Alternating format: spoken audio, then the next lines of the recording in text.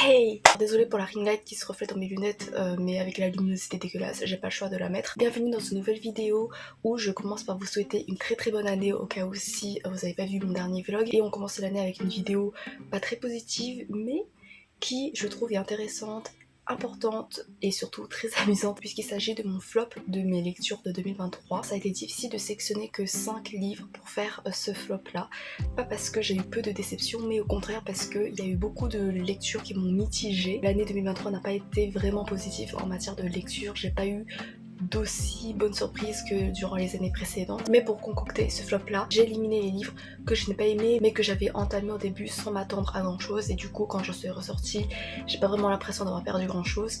Ou alors des livres que je n'ai pas aimés mais c'est surtout une question de mood, et je pense que si j'avais lu à un autre moment de ma vie je l'aurais beaucoup plus apprécié. Et là on va garder vraiment les livres qui m'ont fait passer mes pires moments de lecture en 2023, qui ont été des déceptions totales, que j'ai ragé dessus. Du coup ça va être super fun de les trash talk. Enfin désolée s'il y a des livres que vous aimez qui se retrouvent là, parce que c'est des livres assez populaires, donc j'imagine que c'est possible que voilà vous allez avoir mal au cœur. C'est des goûts personnels, faut pas le prendre normal. J'avais remarqué un pattern autour de ces lectures, c'est que il y a souvent beaucoup de romances dans ces lectures. On se demande pourquoi j'ai du mal avec ce genre là, mais bref, voilà, on commence tout de suite. Alors en 5ème position, j'ai mis The Husky and His White Cat Shutsun de Jo Pao Buchejo, publié aux éditions Seven Seas Entertainment. La couverture, je la trouve très belle, voilà, l'édition magnifique, et du coup même si c'est une déception, c'est l'un de mes plus beaux livres dans la bibliothèque,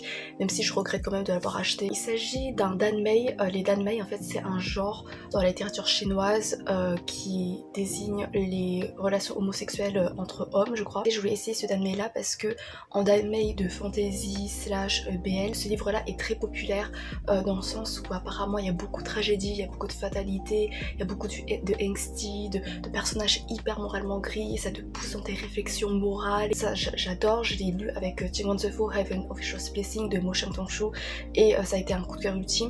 Et on m'avait dit que ce livre là c'était un level au dessus par rapport à tout ça. Du coup j'ai voulu tenter, et je pense que ce livre là est même d'un niveau supérieur à moi, ce que je peux tolérer, notamment au niveau de la romance. On suit un héros qui au début c'est un tyran, voilà, il règne de manière totalitaire, il cède à tous ses vices pervers les plus totales, et ensuite il va s'ennuyer et du coup il va se suicider et il va se réincarner dans le lui adolescent, et il va retrouver son maître qu'il avait quand il était adolescent, et c'est un maître qui est devenu dans sa vie passée un ennemi du héros, et c'est un ennemi que le héros lui a fait subir tous les sévices corporels, psychologiques, voilà, je n'ai pas besoin de rentrer dans les détails, vous savez exactement de quoi je parle. Et du coup il y a ça, et en fait la romance va se développer entre ces deux là, sachant que du coup au début voilà, le mec il se souvient de sa vie antérieure mais il est quand même dans le corps d'un mec de 14 ans, et t'as le prof qui a une trentaine d'années je crois, qui a un crush sur son élève de 14 ans, et la romance se développait par rapport à ça, sachant qu'en plus le héros sait que par le passé il a fait subir énormément de choses à son maître, et la romance va quand même se développer. C'est un livre sur la seconde chance apparemment, et le angsty, toute la tragédie, tous les drames et tout, c'est autour de ce couple là. Alors moi ce qui m'avait plu dans Heaven Official's Blessing c'était le angsty par rapport aux relations secondaires, aux personnages secondaires, avec les amitiés, les familles et tout. Ça m'avait beaucoup plu parce qu'en romance, le angsty pour moi ça me touche pas vraiment. Ici je crois que c'est tout autour de la romance et que les personnages secondaires j'ai l'impression qu'ils sont pas vraiment développés, qu'ils sont vraiment relayés au second plan, ou alors qu'ils servent le plot de la romance, et c'est pas un truc que je cherche. Et surtout que la romance je suis trop mal à l'aise. En fait je voulais le lire parce qu'il y avait un peu les vibes de dark romance, et cette année là, enfin en 2023, j'ai essayé de me mettre à la dark romance, et voilà, du coup ça a été une expérience, mais je pense que je suis pas encore assez ouverte pour pouvoir apprécier, même pas apprécier mais juste arriver à nuancer ma vision des choses sur une histoire d'amour qui a une base pareille. Au niveau de la narration aussi c'est très bizarre parce que parfois ça veut emprunter un ton qui est très léger, comique, dans un cadre qui est tellement oppressant, qui est moralement très perturbant. Il y a des scènes qui sont hyper répétitives, hyper redondantes, hyper clichés pour nourrir le développement, la proximité entre les deux personnages, et pour moi c'était pas nuancé, enfin c'était pas original, et j'ai aucune empathie pour les personnages à part si pour le love interest, du coup le prof voilà, parce que il est social awkward, mais sinon au niveau de la romance je m'en tape. Je sais pas trop si je vais continuer peut-être plus tard, parce que peut-être que pour plus tard en vrai je vais être plus à même d'apprécier toutes les complexités morales, psychologiques quoi, mais pour l'instant je suis assez mitigée. En quatrième position, j'ai mis le tome 1 de All of Us Villains de Amanda Foody et Ciel Harman chez Milan. On se situe dans un monde où il y a de la magie, mais il y a une source de magie hyper puissante que peut conserver une famille, et du coup ça lui donne un certain rang, un certain prestige, une certaine puissance par rapport aux autres clans. Toutes les générations, je crois, je sais plus, il se passe un tournoi où les familles se battent à mort, et le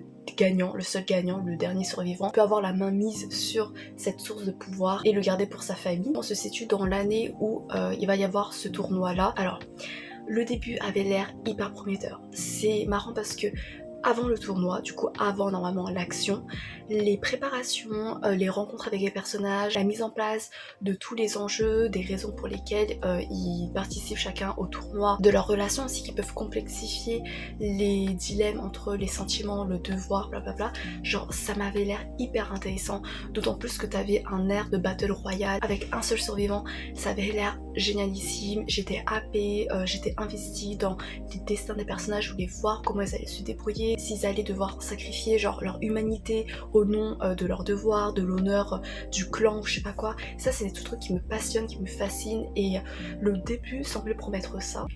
Et après on entre dans le tournoi, là où normalement c'est le cadre parfait pour toute cette tragédie, cette fatalité évidemment. Ça tombe en morceaux, ça s'écrase par terre en amas boueux d'une narration pâteuse, creuse, vide, il y a peu d'action, il y a très peu d'action, même les spectateurs à l'intérieur du livre qui assistent au tournoi sont en mode c'est vrai que cette année, voilà, ça se tape pas trop sur la gueule, c'est très mou, et je sais que c'est pas bien que des ados s'entretuent évidemment, mais quand même tu m'avais promis ça en fait au début, et il y a beaucoup de longueur et t'as l'impression que t'assistais à une télé-réalité avec les dramas entre ados, avec l'héroïne qui sert de fanservice, qui est la demoiselle en détresse, avec une romance qui rend l'histoire tellement niaise, genre ils se connaissent depuis 2 jours et le mec il est prêt à abandonner tout son devoir, son objectif et tout, et vraiment tout était prévisible, il n'y avait pas de tension. La fin par contre elle est surprenante, elle est audacieuse, et c'est ce rythme là, c'est ce genre de tension, d'adrénaline là qu'il aurait fallu pour tout le roman, pendant tout le tournoi,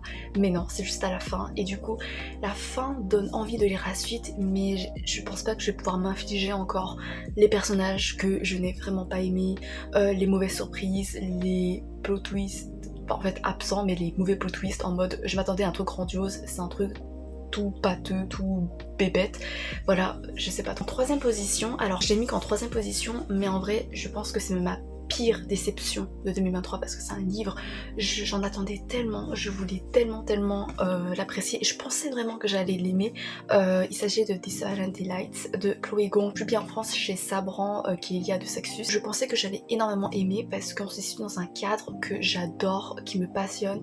On se situe dans les années 20 à Shanghai, du coup là où en Chine t'as les bouleversements avec les échanges occidentaux, les questions au niveau de la conservation de la culture et tout. On se situe à Shanghai, qui est divisé en 2 clans qui se battent pour avoir le contrôle sur la ville, et j'ai l'air tellement blasée, je suis désolée. D'un côté t'as un clan dont l'héritière s'appelle Juliette et de l'autre Roma, voilà, Roméo Juliette. Ces deux-là ont un passif amoureux commun qui s'est mal fini, on découvre petit à petit pourquoi. Il y a un virus qui va sévir dans la ville et du coup les 2 clans vont devoir s'allier pour trouver une solution, pour arrêter ce virus, pour trouver la vérité derrière ça. Qu'est-ce que je n'ai pas aimé? En fait il y avait un énorme potentiel pour encore une fois beaucoup de fatalité, de pragmatisme, de tragédie, de tension, mais en fait je trouve que la plume elle est pas assez mature pour supporter un tel potentiel, et au final il y a eu beaucoup pour moi de facilité scénaristique, notamment par exemple au niveau des personnages. Moi je me suis pas attachée aux personnages,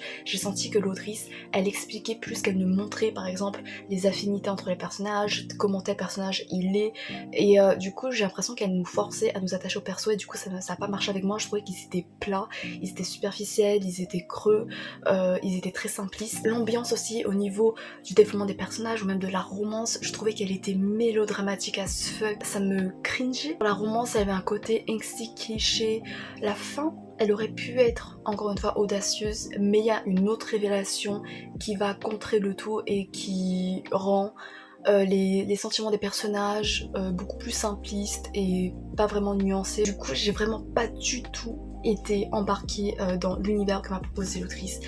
Et tant pis. Pour le top 2, j'hésitais à quel livre mettre en numéro 1 tellement j'ai détesté ces deux livres et tellement je trouve qu'il y a des points qui sont vraiment problématiques. Mais il fallait faire un choix. En deuxième position, j'ai mis le tome 1 de Gods of Men de Barbara Kloss publié chez Rivka. Il y a une héroïne qui est une princesse d'un royaume et qui a été exilée parce que possède une magie qui a tué par accident sa sœur et du coup elle est exilée et elle vit depuis longtemps en tant que guérisseuse. Dans un autre royaume où il y a des chasseurs de sorcières, on retrouve un prince slash chasseur de sorcières qui voit que le roi, son père, est en train de tomber malade. Il va partir à la recherche d'une guérisseuse pour aller sauver son père. Il va croiser la route de la guérisseuse slash sorcière et voilà, il va y avoir une romance entre eux. Après il y a des complots politiques par-ci par-là, bref. Encore une fois, le début, j'ai été embarquée. L'univers, je trouve qu'il était délivré de manière peu claire. T'étais embarquée dans l'action directement, mais ça m'a pas déplu parce que ça me permettait d'être active. J'étais vraiment curieuse de découvrir cet univers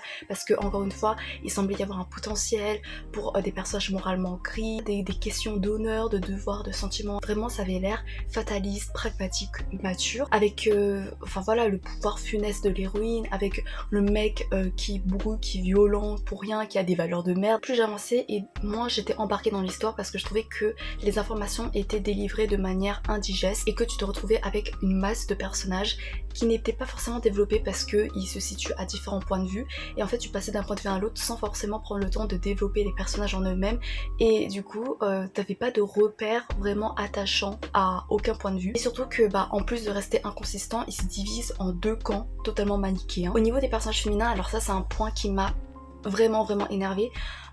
Déjà hormis l'héroïne, il y a très peu, voire pas du tout de personnages féminins. C'est vraiment une intrigue qui est dominée par des hommes qui parfois ils font des remarques lascives, qui portent un jugement très superficiel sur les femmes, vraiment très cliché. Par exemple, à un moment, t'as le protagoniste, il juge une figurante, c'est-à-dire un personnage féminin secondaire, très secondaire en fait, qui n'a aucune importance, vraiment anonyme. Il va même la rabaisser, elle, tu vois, la dénigrer, pour mettre en avant le fait que l'héroïne, elle n'est pas superficielle, elle n'est pas comme les autres, regardez, elle est badass, et je suis en mode, on en a encore à là de dénigrer même un personnage féminin qui ne t'a rien demandé, en mode oui c'est une aristocrate, regardez elle porte des joyaux et tout pour briller, pour faire la belle, alors que moi mon héroïne elle a pas besoin de ça, elle est comme les hommes parce que c'est une guerrière.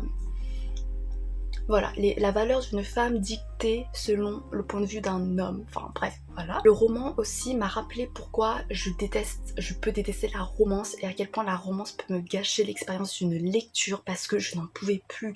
La romance, elle commence de manière cliché, elle continue de manière cliché, ça va cliché sur cliché. Il y a un semblant de angsty en mode ils sont dans deux camps différents, mais c'est tellement prévisible. Tu sais comment ça va se conclure, tu sais que voilà, ils vont céder à leurs sentiments, que je sais pas, le mec va ouvrir les yeux alors qu'il connaît depuis 2 jours la meuf et ça va bousculer toute son éducation en 2 secondes alors que c'est tellement prévisible. À la fin, on retrouve un personnage que je voulais retrouver depuis le tout début, mais j'ai pas envie de m'infliger le tome 2, encore une fois, parce que je sais que, apparemment, je pense, il y a beaucoup de chances que la romance, elle prenne de l'ampleur par la suite, et déjà que là, j'arrive pas à supporter, que j'avais envie de crever, je vais pas supporter le tome 2.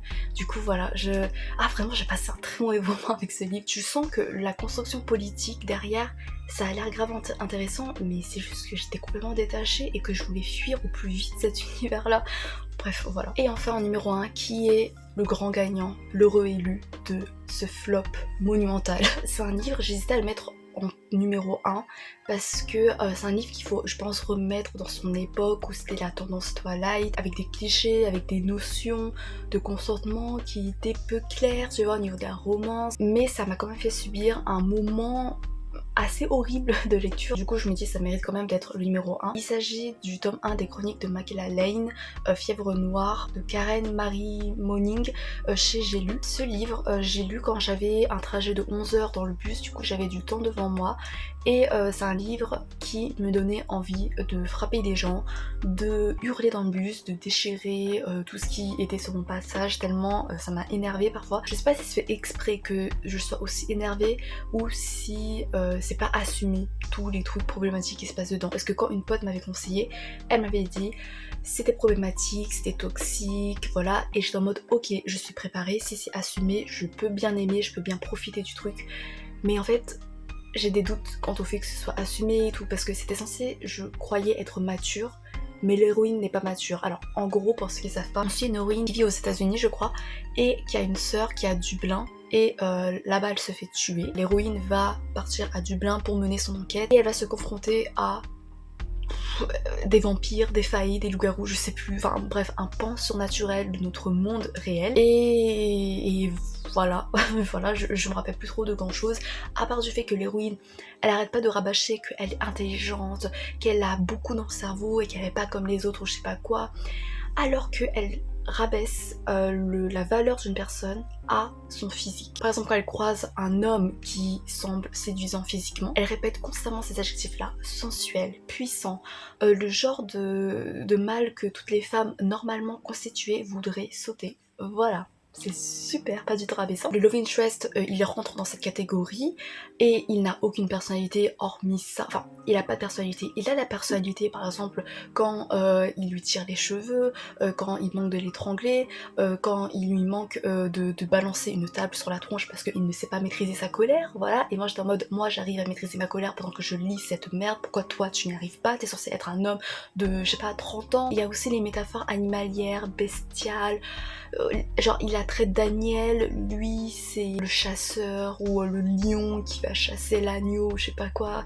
Bref, ça faut remettre je pense dans le contexte littéraire où à l'époque c'était perçu comme dark, mystérieux, séduisant, blablabla.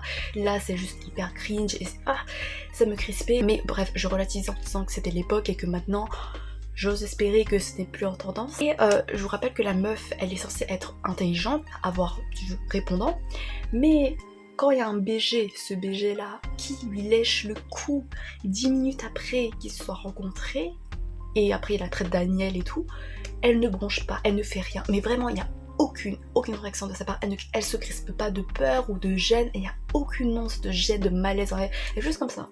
Oh, ok. Je comprends pas ce qui se passe dans sa tête, et c'était infernal d'être dans sa tête, parce que j'étais pas en phase avec elle, et je pensais vraiment que c'était un récit qui était mature, parce que comme c'était vendu comme toxique et tout, je me suis dit, bah derrière, il y a une complexité morale, mais non, c'est juste une toxicité qui a l'air banalisée, ou là pour faire fantasmer des gens, ou c'est juste pour ramener une romance complètement superficielle.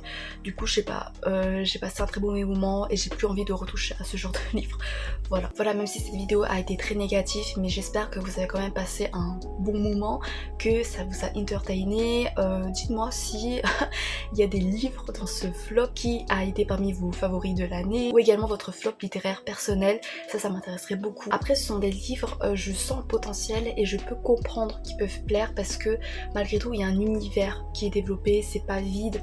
Par exemple là, comme j'ai dit en 2023 je me suis mise à la dark romance et j'ai lu une dark romance qui s'appelle Satan's Affair. C'est le pire livre que j'ai lu de ma vie, c'est tellement mal écrit, c'est n'importe quoi. Mais j'ai pas mis dans ce flop là parce que il y avait beaucoup de chances que je n'aime pas et du coup ça n'a pas été vraiment une surprise. Mais là vraiment c'est des livres, c'est des déceptions quoi. Je pensais que j'allais quand même m'amuser un minimum, mais au final non, ça l'a pas fait pour moi, mais j'espère que ça l'a fait pour vous parce que je pense, parce que c'est quand même des livres assez populaires pour la plupart. Merci d'avoir regardé jusqu'à la fin et j'espère vous retrouver pour d'autres aventures plus positives, notamment pour mon top lecture de 2023 qui sera beaucoup plus lumineux évidemment, je vous l'assure, et j'ai très hâte de le tourner. Et d'ici là encore une bonne année et à bientôt peut-être, je sais pas, j'espère. Salut.